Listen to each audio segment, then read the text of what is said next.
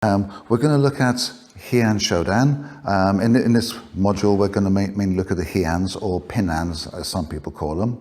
Okay, the Okinawans called it Pinan, the Japanese called it Heian. But basically, it's roughly translated as peaceful mind. But generally, it means that you're competent at self-defense, and so you're feeling secure in yourself because you're competent at your self-defense. The first kata from a Shotokan perspective, which is our main style, is Heian Shodan. Okay, in some of the Okinawan styles, this would be Pinan Nidan. This would be the second kata, but that's just a little historical quirk. Don't worry about it too much. So the first couple of movements, okay, we look, we block, we step through and punch, and then we turn and block the other way. So if I take it, Paul's facing me, so hopefully you're kind of looking over Paul's shoulder a little bit. Right, the most common assault is a haymaker, a swinging punch. Very often associated with a grab. So very often the person will grab you to restrain you, control you, and hit you. It'll normally be a cross grab, so if we do it this way, okay. If I grab Paul there, then we're kind of equal. I've got one hand free, he's got one hand free, and it's who's the fastest to hit the other one, yeah? So normally people go for a cross grab. Now from there, I can pull him across. He can no longer use that arm very effectively, but I can use my free arm effectively. So it might be down there, it might be up at the shoulder, but very often, like I say, the most common assault in a street fight is a right-handed haymaker, very often associated with the grab. So we're going to look at that grab. Paul's going to grab me. Okay, so there's the grab. Now we're going to do it at this angle because I'm going to move to his side. The kata tells me, as I just mentioned, the kata tells me that I move to his side. Now you see his fist is up there ready to hit me. That's the threat. I want to move away from it. So as I do move away from it, I move to this side. So now I've moved away from the striking hand. Okay, as I do so, the gi dan brai normally comes up high around the chin. So I bring it up and then down to put him in the restraint position. Okay, now just a little tip here, if you grabs again. If you're working with somebody who's about the same strength as you, then you can very often bring your hand up, take it down. If you're working with somebody that's very strong, it's going to be difficult to move your hand about. Okay, so if you're working with someone that's fairly strong, leave your hand more or less in that position, but just step across. So these hands are hardly moving, but I'm still stepping across. I don't bring my gi dan brai all the way up, but I'm still bringing the hand up a little bit. And I'm now getting my hand, just bring it around. His wrist is locked out there, and my hand is above it. And if I apply the gi dan brai from there, okay, I break his stance, I break his structure. I've got his back turned to me. If I want, I can grab his wrist for an extra restraint. Now the next movement is a stepping punch. Now I don't need to step to punch him. I can punch him there. And again, because the kata tells us there's one stepping punch, it doesn't mean I only got to punch him once. I can punch him as many times as I like. Okay? This is where you go out of the restrictions of the solo kata practice. The solo kata practice is there for certain functions. The application, if the application is a punch, I don't have to do just one. I can do as many as I like. Okay? Now, if I want to use the stepping application, okay, I've got the back of his leg to me, I can step through, I can buckle the back of his knee by stepping in, yeah? Now the next one is a gi dan brai, turning the other way, isn't it? I've broken his structure, I've buckled his knee. If I come round, hand around the chin, now as I do the gi dan brai around that way, and again, you've got to do this slowly, okay? I come round there and just take him down. And of course, the next technique is stepping through with a punch, or just drop your knee in him and punch from there. Okay? Okay, that last one we looked at somebody grabbing the wrist. However, things to bear in mind, come over a bit, please, Paul. Okay? If I grab the wrist, okay, and I want to move his body around so I can hit him, I've actually got to move his arm quite a long way before I move the body.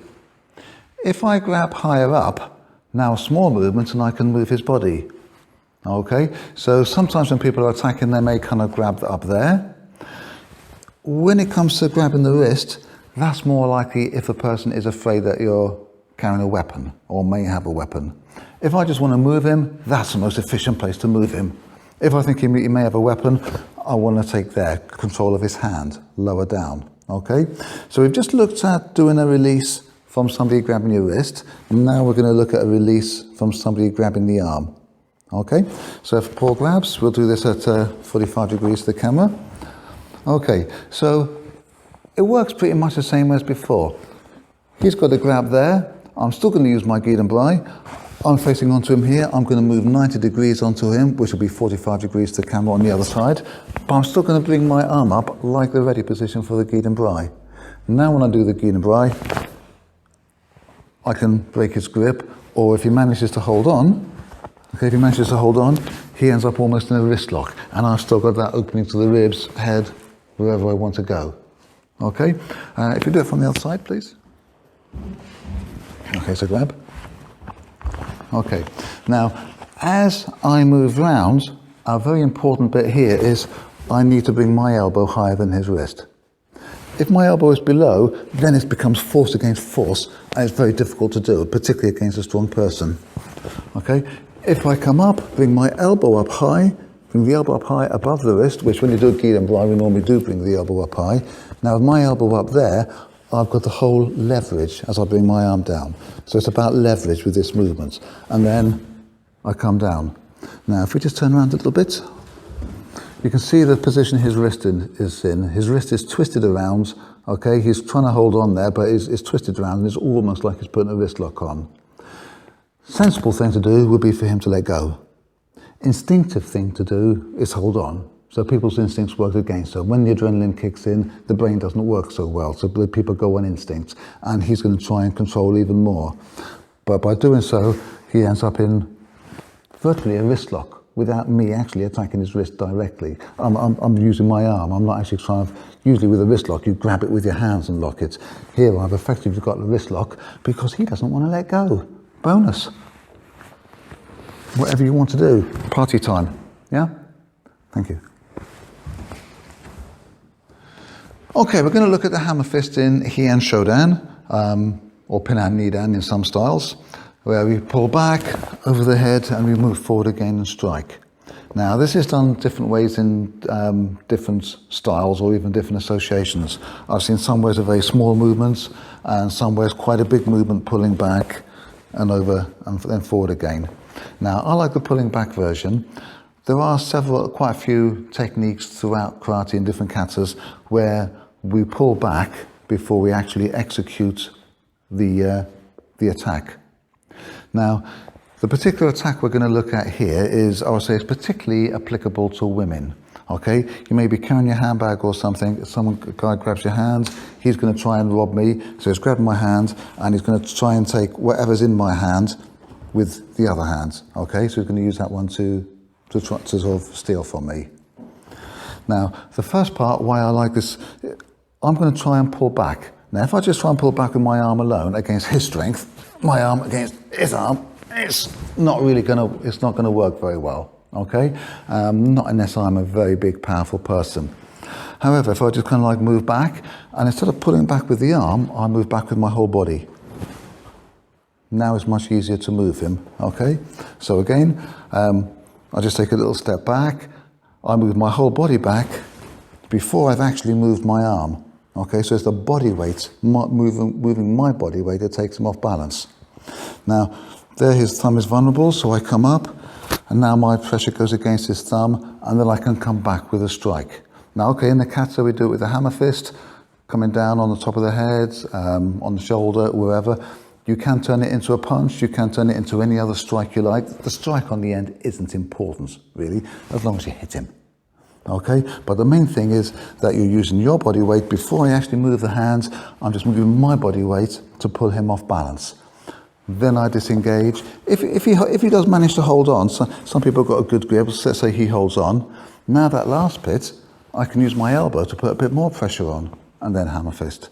Okay, so I've got two parts to the release, well, three parts to the release. First is I'll pull him off balance.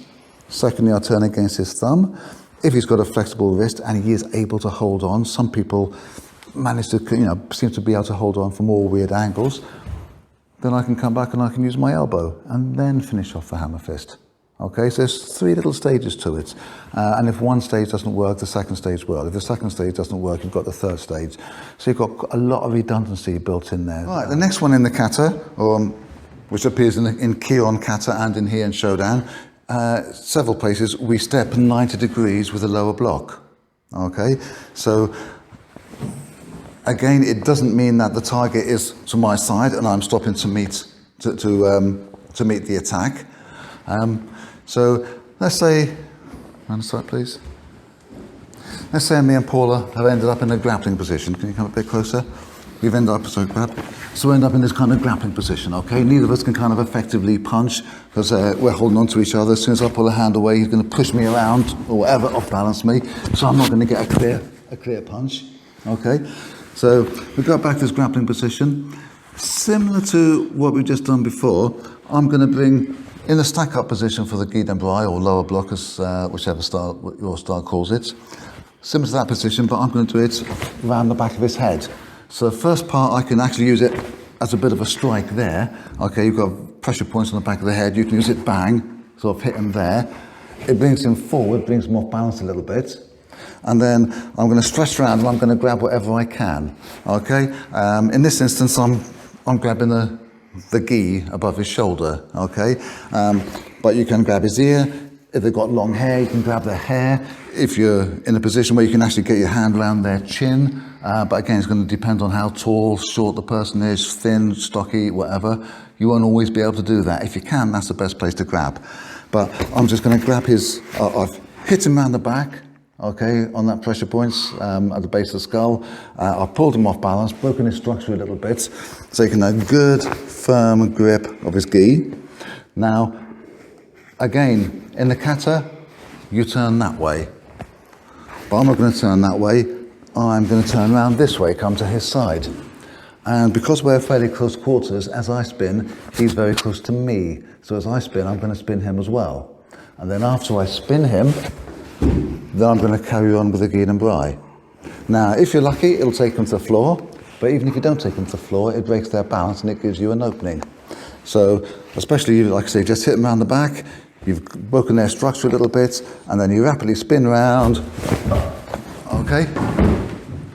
Right. So from there, like I say, if they go down, great. If they don't go down, they're still usually off balance. Bang! And you've got whatever you want to follow up with. Yeah? A good one is just dropping your knee in, into the floating ribs, into the stomach, because the more they wriggle and wrestle after that, they're gradually losing air. Thank you, Paul. Thank you. Right, the next couple of movements in that kata are Agyuki rising blocks, where we discussed that one in the first module when we was talking about multiple applications to each technique. And even these techniques in the kata, there's always multiple applications. So I'm just showing you a few, but that doesn't mean that that's hard and fast, that's how you use it. There will always be other ways to use the techniques that we're demonstrating here. Okay, ours is only one version of it. But as discussed with the Agyuki's rising blocks, if he comes in with a haymaker, okay, I can use it there, grab in, step in, use it as a strike, take his balance, okay. Again, you've got a twist at the end, his head's right back, his structure's gone, and then it's very easy to follow through. Yeah? Now, thank you, Paul. Now, we don't have mats here, so I'm having to take Paul down slowly. If we had mats, I could throw him a lot harder, but I'm not going to do it on the hard wooden floor because I need it for more demonstrations. Okay? Right, and then you come to this funny one where we spin around, for a 3/4 turn. Now, if I was in a position here and somebody's attacking me over there, I would just turn that way. That's the quickest way to turn. If someone's coming now, I wouldn't be looking to do a 3/4 turn. But again, it's teaching you kind of balance, self-awareness and things like that. But if you look at the first part, if turning to the side means that I am moving to the side of the attacker, what does this one mean? If I'm spinning around there, if Paul just stands there, please. Okay, so first movement, tells me I'm moving to that side. So this movement, the big spin, I would say is telling me I'm actually moving to this side. Yeah? So that's how I personally interpret this move. So Paul, face it this way, please. Okay, we'll do it at 45 degrees, so hopefully you can see it in a little bit more detail. Right, so starting off from a haymaker, Paul comes in with a haymaker, you know, block it there with whatever, trap the arm, just come straight down and trap. If I want to, a quick punch to soften him up, okay, distract him, break his structure a little bit more. And then for that big spin, I'm going to go under his arm and I'm going to go 45 degrees the other side. Okay, there's my gi dan bai. Okay, I'll come around 45 degrees the other side. I've broken his structure. Paul is a big, strong bloke. Sometimes smaller blokes will go down a lot further. Paul is still relatively upright, but he's also, there's not much he can do from there to hit me. Okay, I've got this arm restrained. He can't hit me with that arm very well. He might be able to reach, but there's going to be no power into it. And again, because his balance is gone, he can't use his legs for kicking me. Meanwhile, I've got whatever I like. Happy days for me, not for Paul. Okay, so we'll show you that one again. We'll do it at a slightly different angle. We'll do it from here, so maybe you can across a little bit. So maybe we can see it a little bit better. Just watch the cable. Okay, so it comes in with a haymaker. Okay, I trap the arm, just punch if I want, just to soften him up and break his structure a little bit. And then I'm facing him. I want to go 90 degrees, so I'm along that line from him. So I go underneath it and come down with my gi dan bai. Okay, so you can see he's gone down a little bit further this time. So if I wanted to, I could come up with a kick, I come in with a punch, so I can come in with an elbow, I come in whatever I like. Okay? Okay, next there's a sequence of punches, 3 punches. Now, obviously, application for punches, strikes, that's obvious. It doesn't make, you know, we don't need much imagination for punching somebody. But there's another way we can use it from a grappling kind of situation. So if we're in this kind of like, you know, position here where we've got past each other's punches, whatever, you've ended up in this kind of grapple. Okay, now, bearing in mind with Oriental martial arts, we normally turn from the hip, whereas a lot of Western arts, boxing, kickboxing, they normally turn the shoulder in a little bit more. This works a bit better with the Oriental way of turning the hips. So if I think in terms from there, from a grab, okay, if I think of the first punch, okay, this one pulls back, that one thrust out. Now, from there, from a grab, I've broken his structure. Okay, if I do a second one, I can either do it as a reverse punch or possibly a step, whichever, it doesn't really matter. His structure's already gone, so it should make the second one a little bit easier. Okay, so I spin him a little bit further. Now from here, you can do what you like. I've got a nice line up for his throat here. Bang, just a short strike into the throat, which can still be quite painful. I've got an elbow technique there. Headbutts. Okay, I can come around the back, put a headlock on. And again, it depends what your requirement is. If you're someone who's, maybe you're at a wedding reception or whatever, and one of your relatives got a little bit too drunk and carried away, you don't necessarily need to hit them with elbows and stomp on them and all the rest of it. Maybe just a restraint might be, you know, all that's needed, calm the person down. So again, from here, it goes me, okay. So first one, and again, with the hips. Just like you would when you're punching. So there's his structure broken. Okay, I follow through with the second one to break it even further.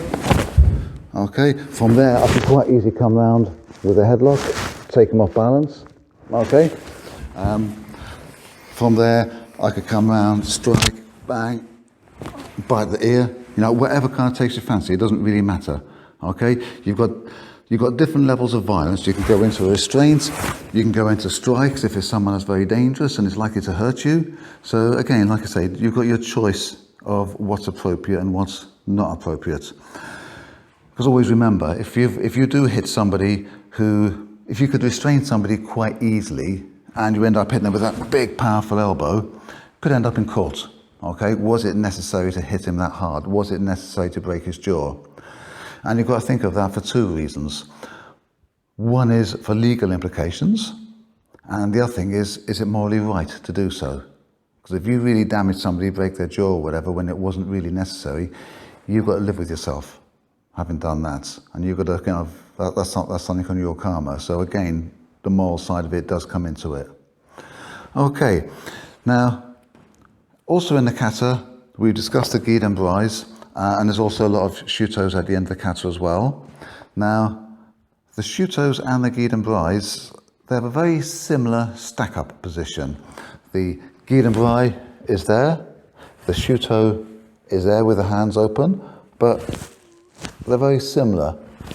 Okay, so I think it's quite safe to assume that position is quite important to the creators. Now, we'll never know 100% what the creators of the katas had in mind, but like I say, we can kind of reverse engineer it and have a good idea what it can be used for. Now, in either case, with the shuto and the Giden Brai, you have one hand come up around your chin. Okay? Now, if I just lower my head, now I've got all my facial features covered. Okay? The only part that's showing is the skull, and the skull is quite thick and can take a lot of impact. If someone punches the top of your skull, the chances are they're going to do more damage to their hand than they are to your head. Okay, and a lot of even high-trained boxers or martial artists have, in real fights, have damaged their fists by doing that, by hitting someone's skull. So if I use that stack-up position for the Giden Brai, put my head down, or even for the shuto, put my head down, all facial features covered, and it's just the thick skull that's showing. So from there, if Paul does haymakers at me with alternate hands, okay, same movement, okay.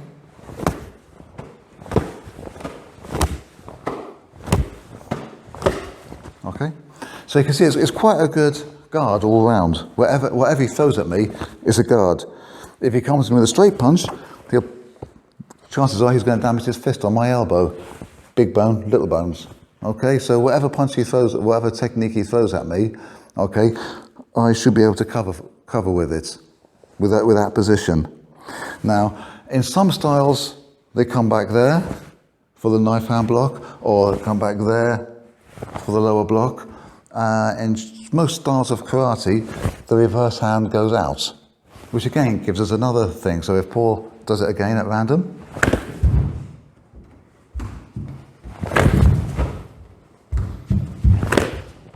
okay, so it's a very good, whatever they throw, whichever side they throw it at, I don't have to think like, oh, he's coming with his right hand, so I need to use this one. He's coming with the left hand, I need to use that one. Oh, he's coming straight punch, I need to use this one instead.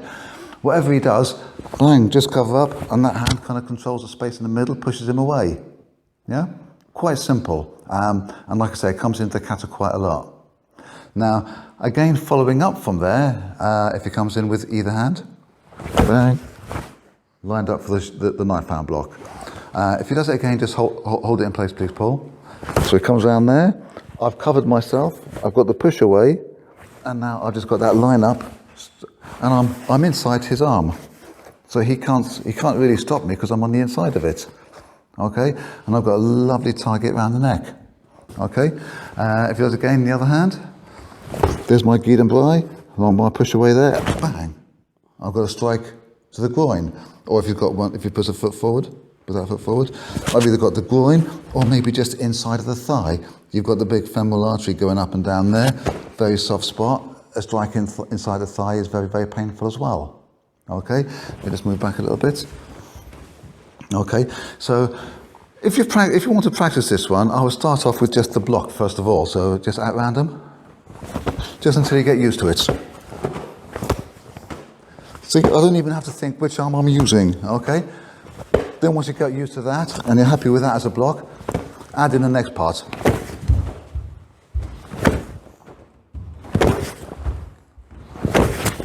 Then the next part. Okay? Okay, so you see how it flows quite easy, okay? I've got an all-purpose block, okay? All I have to do is stick my head down so the skull's showing.